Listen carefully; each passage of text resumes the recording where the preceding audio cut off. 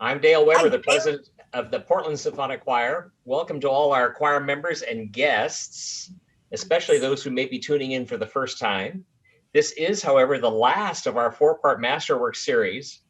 And before we jump into all things Durufle, that's the best my French gets, allow me to remind everyone of a couple of details for tonight.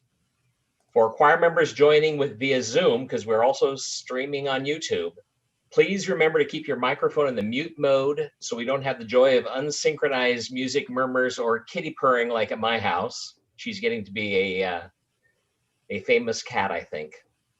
Please also feel free to use the chat feature at the bottom of the Zoom screen, and we will be taking questions and providing as many answers as we can within the session. I hope everybody is warmed up because we're not going to take time for warm-ups tonight, so I hope you've all vocalized. Also, it only takes me 4 sessions to figure out if I use my headset during the singing and listening portion, I can actually hear the sound of the music and I don't feel I have to compete with it. So I strongly recommend that. And with that little tidbit, I now pass the virtual microphone to one of our directors, Wendy Beaumonte. Hello, choir on Zoom and all of our friends watching on YouTube. I am Wendy Beaumonte, one of the artistic leaders for Portland Symphonic Choir, and I wanted to start off by giving a huge thanks to Jeff Hopper for doing the AV work for tonight and preparing and running the video clips for the session. So yes, big round of applause for Jeff. Thank you so much, Jeff. And thank you, singers, for being here, and as Dale said, arriving all warmed up. And we're going to jump right in. And first, I get to introduce Dr. Eugene Rogers, a 2-time Michigan Emmy Award winner and a 2015 Grammy Award nominee. Eugene Rogers is recognized as a leading conductor and pedagogue throughout the United States and abroad. Dr. Rogers is the director of choirs and an associate professor of conducting at the University of Michigan. Recently, he was named as the 5th artistic director of the 2-time Grammy Award winning ensemble, the Washington Chorus in Washington, D.C. And a super fun fact about Eugene is that he is a former member of the Portland Symphonic Choir. So welcome, Eugene. Thank you so much for being with us tonight. And I wanted to know if you would not mind starting off the evening by telling us about your time with the Portland Symphonic Choir. Well, thank you, first of all, Wendy and Jade and Jeff. Thank you so much for having me here, and all of you for being here. And my dear former student and friend, Morgan Rowe, I have to give a shout out to her as well. What a pleasure it is to be back. You and I talked about this, when I was in the Portland Symphonic Chorus, I had just came from New York. I was working with the Boys Choir of Harlem, and they were experiencing extreme financial difficulties to the point that I could no longer stay. And so my life went from New York City to Salem, Oregon. Quite a change, I must admit. And it was this chorus that played a huge part and a huge role in me really making it through, which felt for me in some ways like my life had musically come to a bit of a screeching halt. And I actually didn't know what was next. But singing, I think we did Beethoven 9. I think we did Mahler 2, The Resurrection, that year.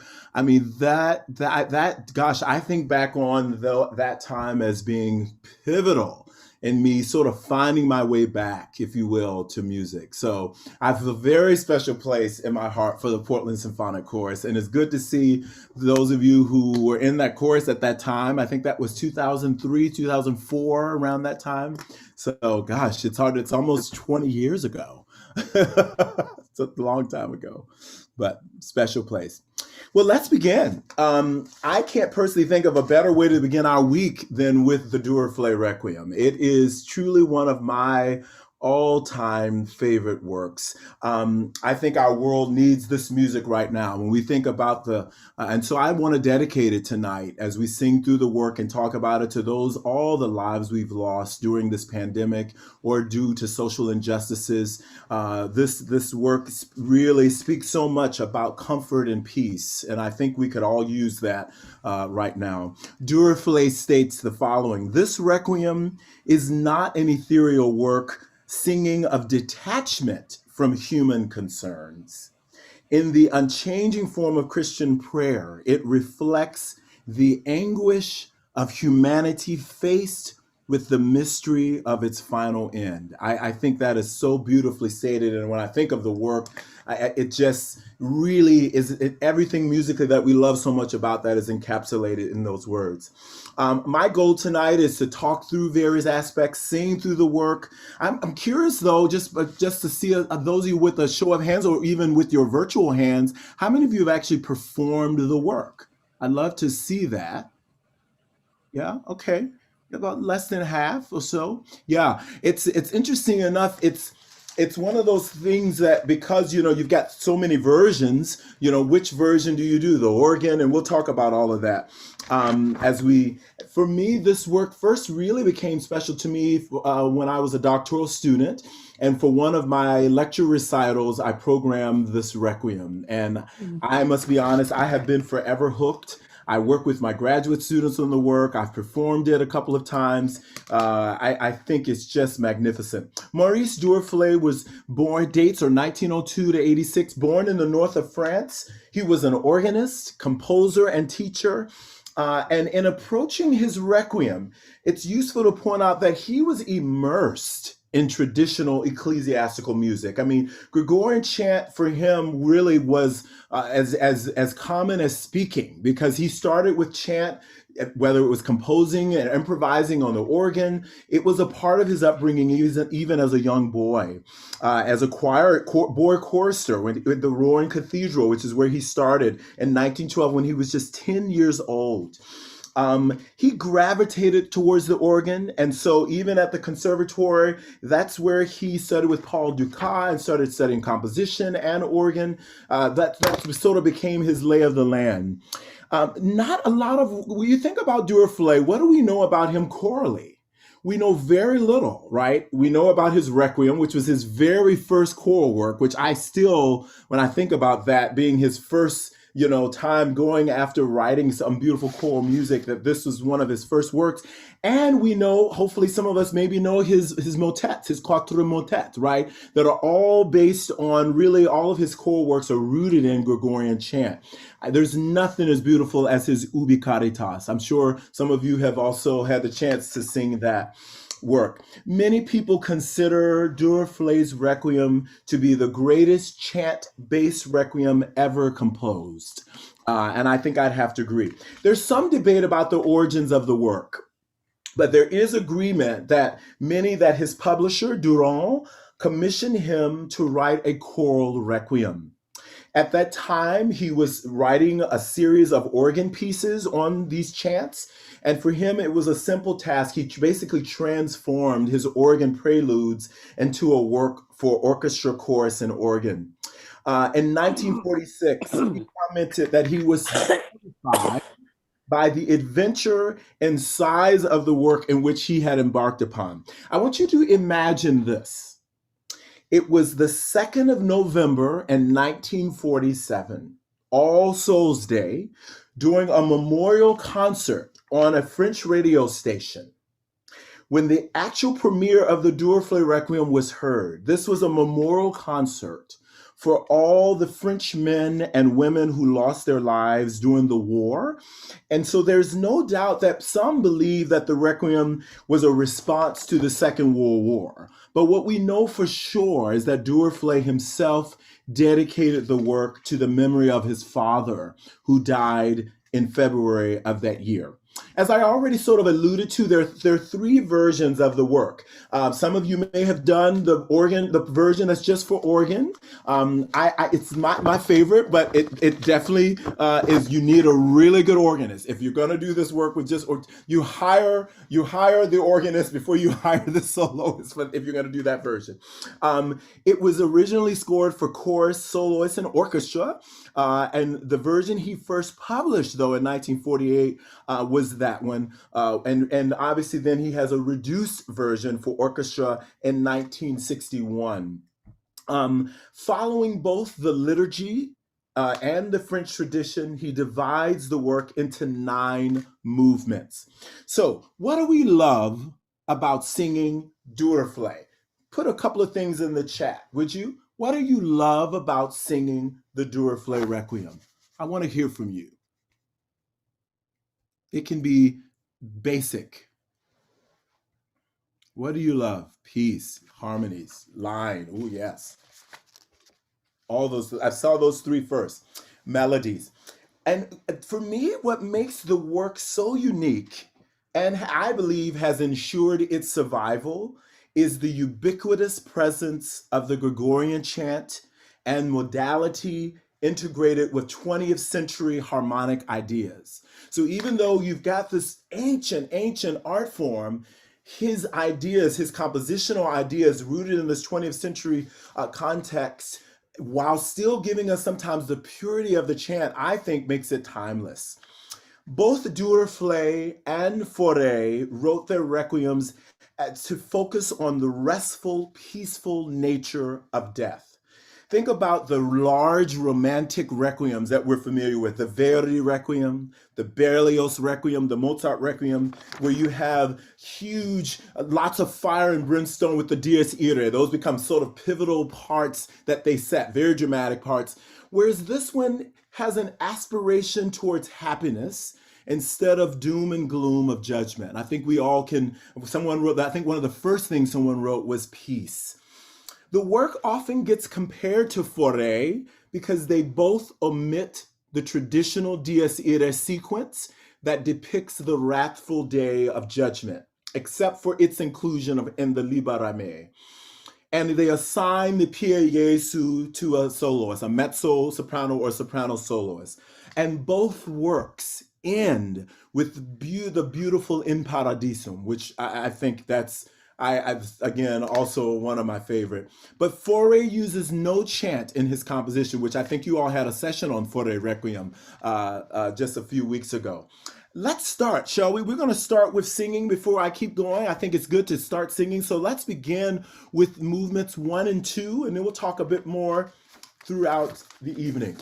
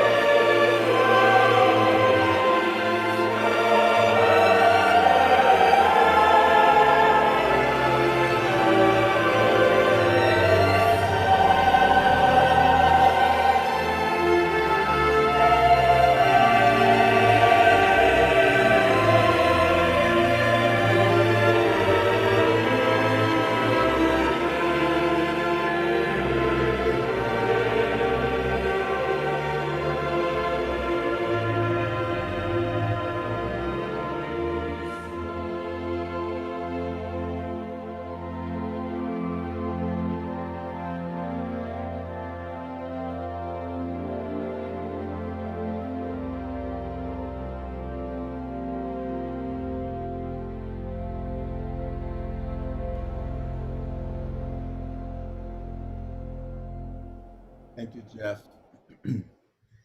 Simply gorgeous. I go back and forth between whether movement one or movement two is my favorite. It depends on the day. I'm in love with one or the other. You know, when we think about it, these two movements, the chant is ubiquitous, right? And Durufle says that he endeavored to reconcile as much as possible the Gregorian rhythm with the demands of modern metrical notation. And I think that is, you can hear, is constantly his aim is to try as much as possible for the feeling of the chant-like feeling to remain intact. Think about the seamless quality between these two movements, as well as even between, as we went from section to section, the uninterrupted flow of the lines. That's a gift. That's Durufle's, and obviously the modal ambiguity. There's a lot of, you know, as we know that chant was not based in our traditional major and minor, if you will, Aeolian and obviously Ionian. But however, he is going in and out of so many different modalities and blurring them in a way that it feels to our ears still feels more present day, yet adhering to the color of Gregorian chant. I would talk about the next movement, which the Domine Jesu Christe, through compose with an introduction that then leads us to some of what I consider the most chromatic, the most distant key relationship, contrasting tempos, and really in some instances, the most complex movement in the Requiem. It is some of the most dramatic text when we think about the Requiem Mass text, desperate cries for deliverance, and then subsequent offers of prayer and sacrifice in quest for rest and peace. It is the only movement in which the accompaniment presents important material all by itself. And the first homophonic choral writing that we hear is heard in this movement. Lots of sharp sections. I want to draw your attention to the last section, which is the C section, which moves us from the drama of hell to the holy light. This is the section that, and if you have a score, I know some of you don't. This is this gorgeous section at the end where we have the Quam Olim Abraham Promisisti that takes us to. We think about keys. We start off in F sharp minor, we go to G flat major, and then we end in this F sharp major that becomes this prayerful offering of sacrifice. Let's sing a little bit of movement 3, Domine Jesu Christe.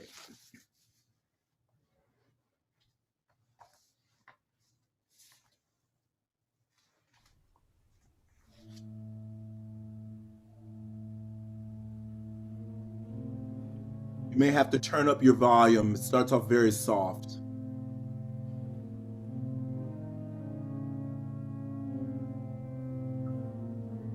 There he is. Yay.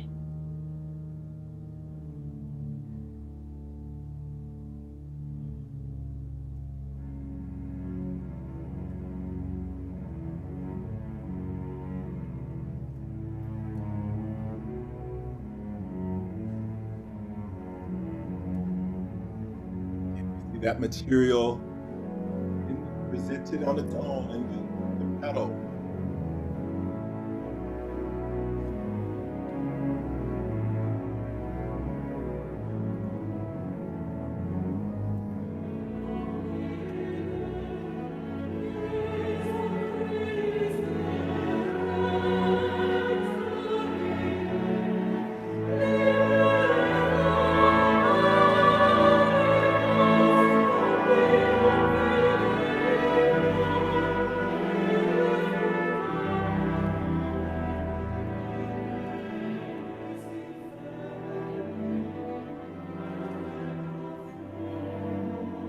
Major transition music.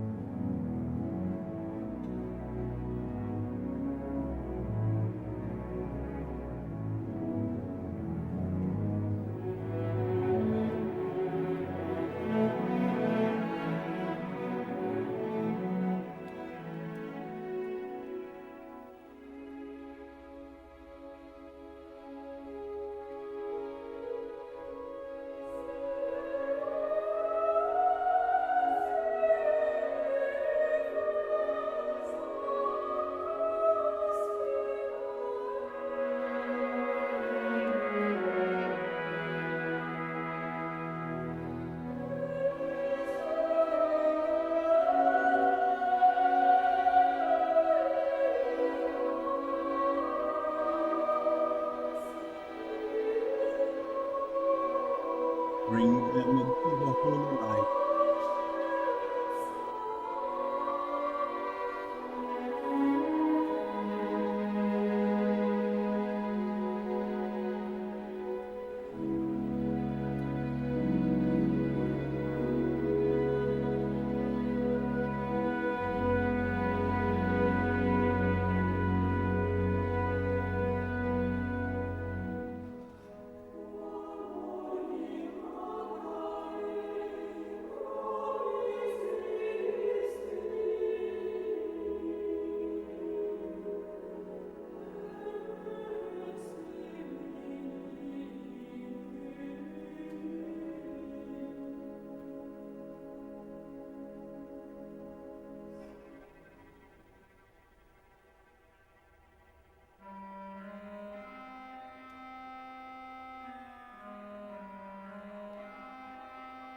Everybody gets to be the soloist tonight.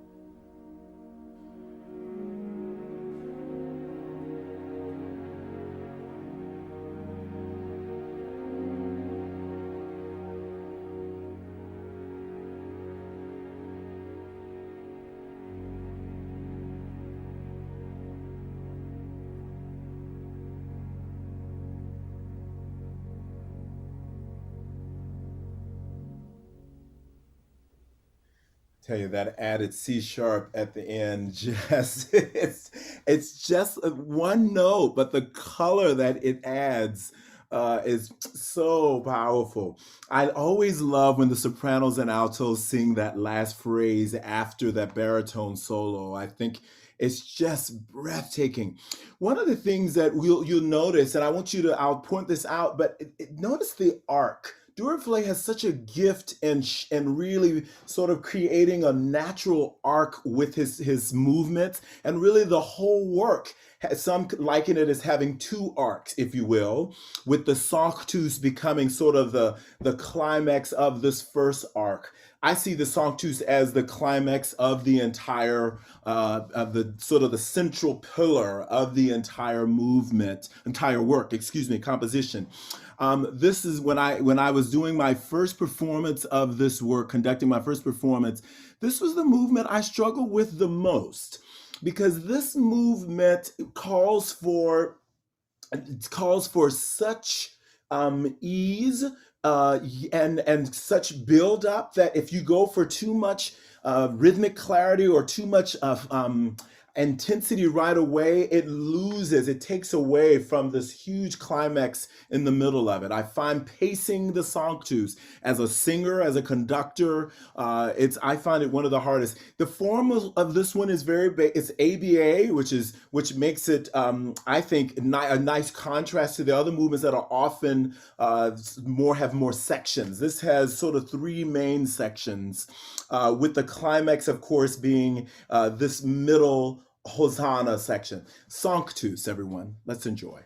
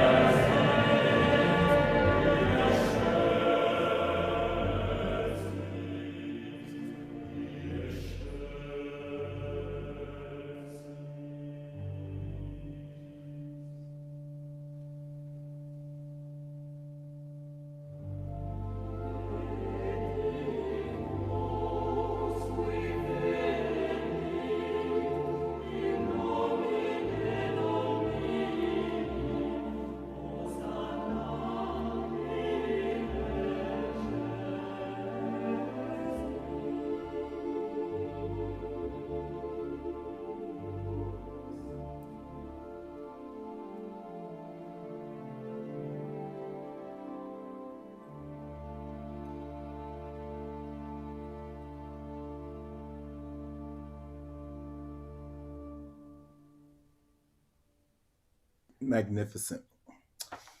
The next movement, the Pie Jesu, this is, we think about the Dies Irae sequence, and Durufle, instead of, as we know, he omits all of the text except the final verse of the Dies Irae sequence, this Pie Jesu text, as really a gentle prayer for eternal rest. He does add text to the end of this. I don't know how many of you have noticed. It ends with Dona eis Requiem, which is actually not the end of the technically Pie Jesu text. Durufle adds that, give them eternal rest, which is really the concluding verse of the Agnus Dei. But he adds it to the end of here again, just another way of him amplifying his love for the themes of peace, light, hope, and rest.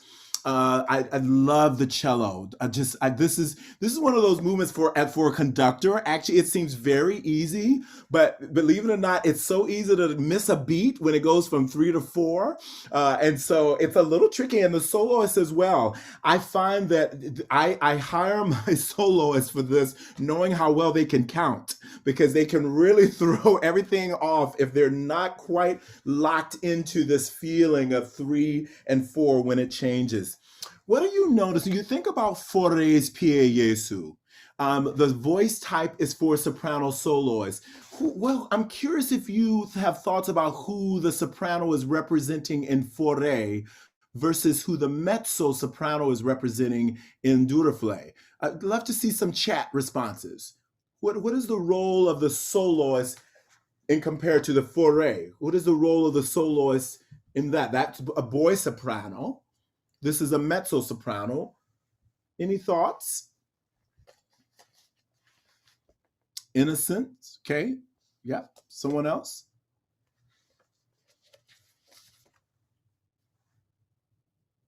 This is more maternal. Yep, fully agree.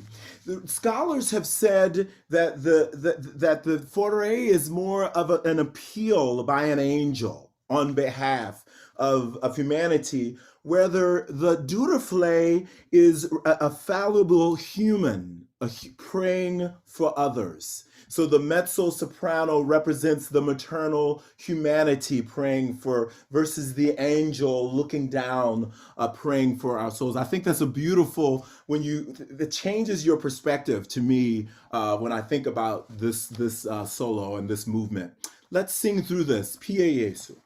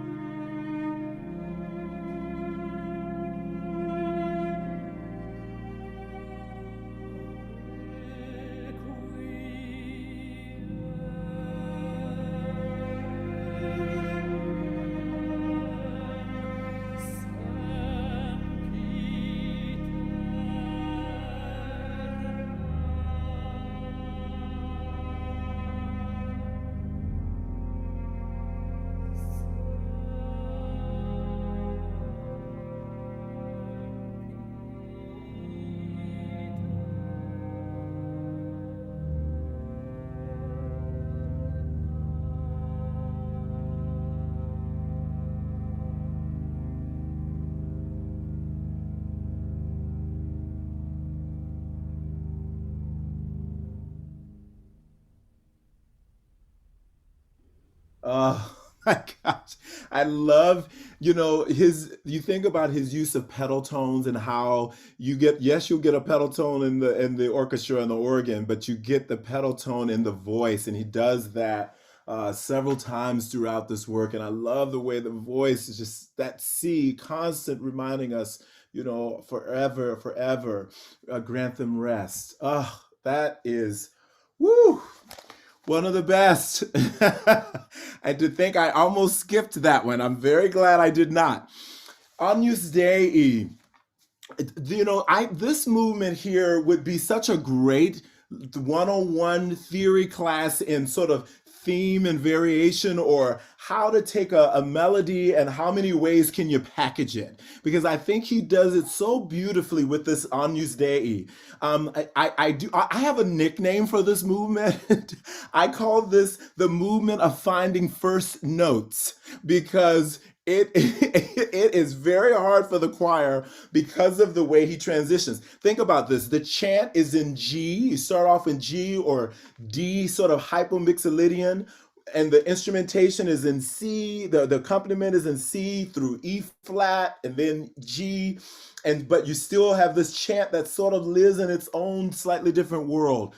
This is so simple, from unison to imitative counterpoint to lush harmonies, but it's talk about Duruflé's craftsmanship. I think you really see that through this Agnus Dei movement. Agnus Dei, everyone. Enjoy.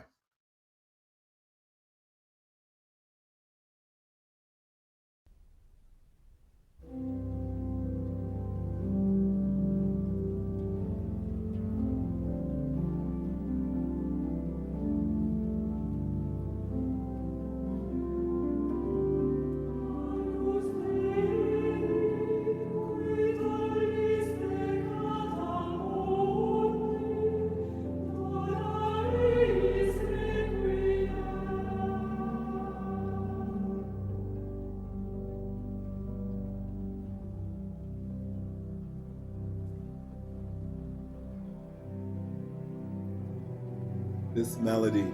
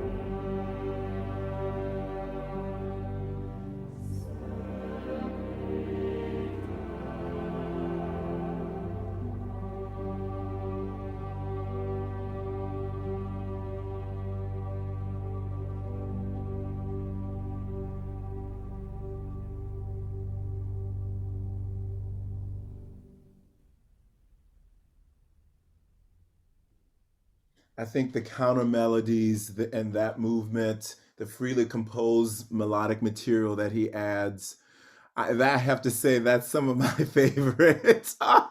Every time I conduct it, when you get the bass, di,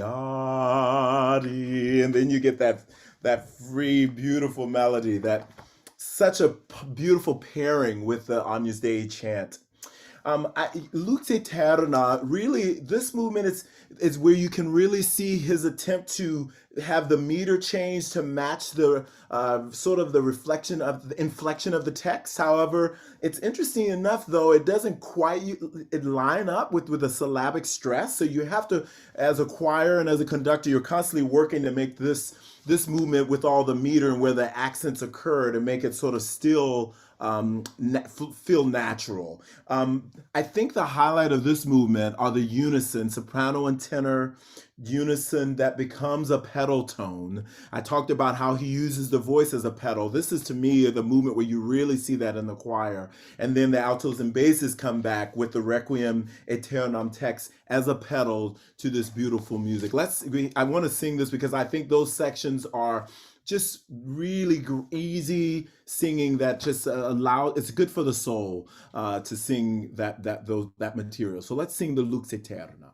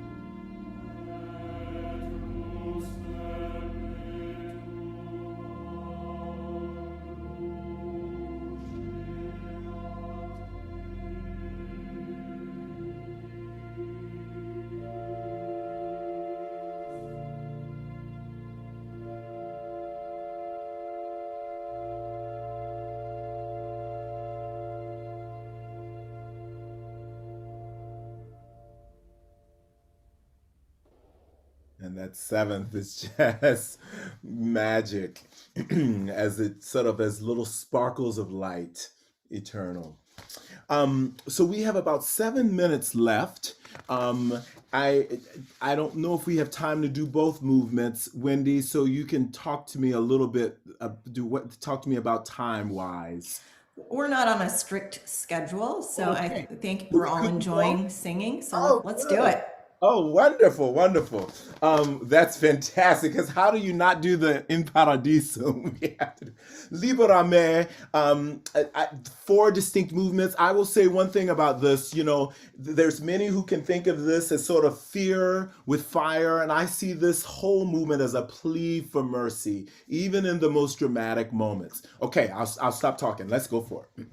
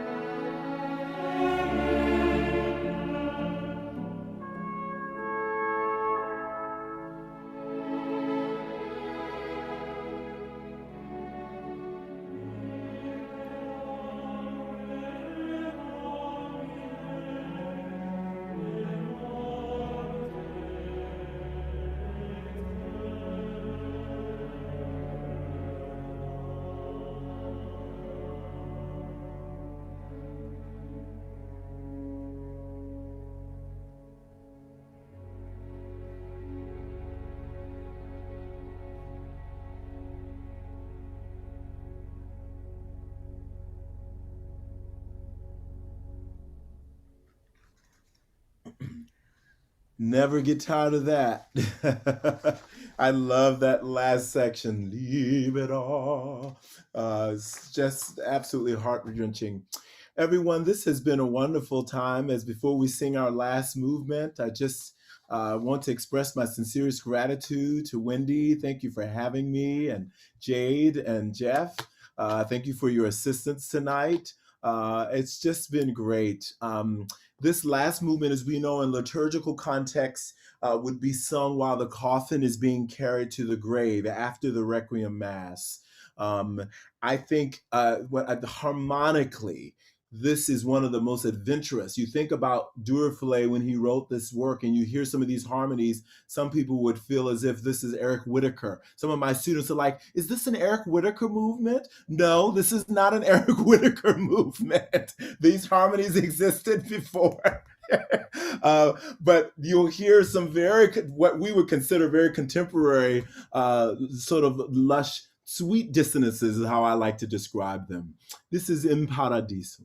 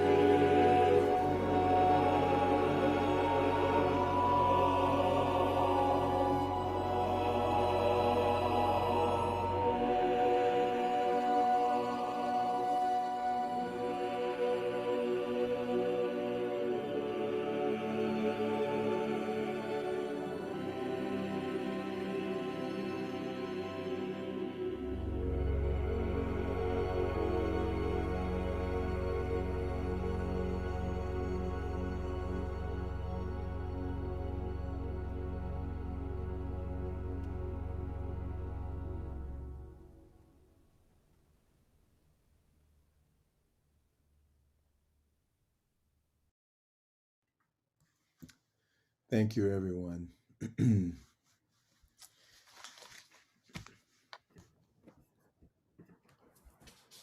Wow. Yeah. What a Big powerful. hand claps. Thank you, Eugene. Thank you so much for being with us tonight. So wonderfully done. And I know we all appreciated the many insights you shared with us this evening. Thank you so much for giving us an opportunity to be transported by this incredible work. Please come back and visit us again soon, sooner than 20 years. Yes, absolutely. Absolutely. I was just sitting here, because life moves so fast, right? We're always moving and doing things, but what a wonderful gift you all are giving to your community of just taking a minute and just being with this music, this wonderful music. I enjoyed this so much, not having to wave my arms, but just to experience the music together. Thank you. I rarely cry, and there were moments where I could feel myself sort of getting to that point. The music, there's such powerful music. Thank you so much, Yeah. Wendy. Yeah. So great to see everyone. I wish you all the best, and as you continue with your season and this summer, as we hopefully come out of our lockdowns, if you will, and as we enjoy our new vaccinated lives or whatever that looks like for some of us. So thank you all. Take Yeah, care. thank you, Eugene. I hope you see all your notes of thanks in the chat Yes, there. thank And you. I just want to thank all the visitors and alumni that joined us here on Zoom and on YouTube. And if you enjoyed tonight, and if you have the ability, you can go to our website, pschoir.org, and donate so we can continue bringing programming to you. We are here to keep serving our community. So if you are able to give, this will enable us to further our mission. Now I turn it over to Alyssa and Eugene. I know it's way past your bedtime, so if you need to get going, that's totally fine. Good night. Good night, Good everyone. night. Good night. Take care. Bye-bye. What a pleasure tonight was, a great work. And I know that you probably don't realize that when one of us is leading the show here, the other one is on the YouTube live chat, having conversations with people all across the country. And it was really fun to see some of Eugene's supporters from Michigan and other places tuning in to the live chat. I even found somebody from Michigan who knows where Turkeyville, USA is. So it was a really fun evening for me. So what a joy for tonight. And I hope that you will come back on May 24th at 7 p.m. when we are going to do a Rodgers and Hammerstein sing-along with our guest clinician, guest conversationalist, really, Sean Khanna, who is the resident music director of Broadway by the Bay in Redwood City, just south of the Bay, of San Francisco in the Bay Area. He is a marvelous musician, a wonderful pianist in his own right. He was the assistant conductor of the pre-Broadway tour of Ain't Too Proud. You can find his information, his bio, on our website if you go to the events tab for the Rodgers and Hammerstein. And we will look forward to seeing all of you on the 24th and spread the word. Great. I think. Good night, everyone. I think Yeah, that's good it. night.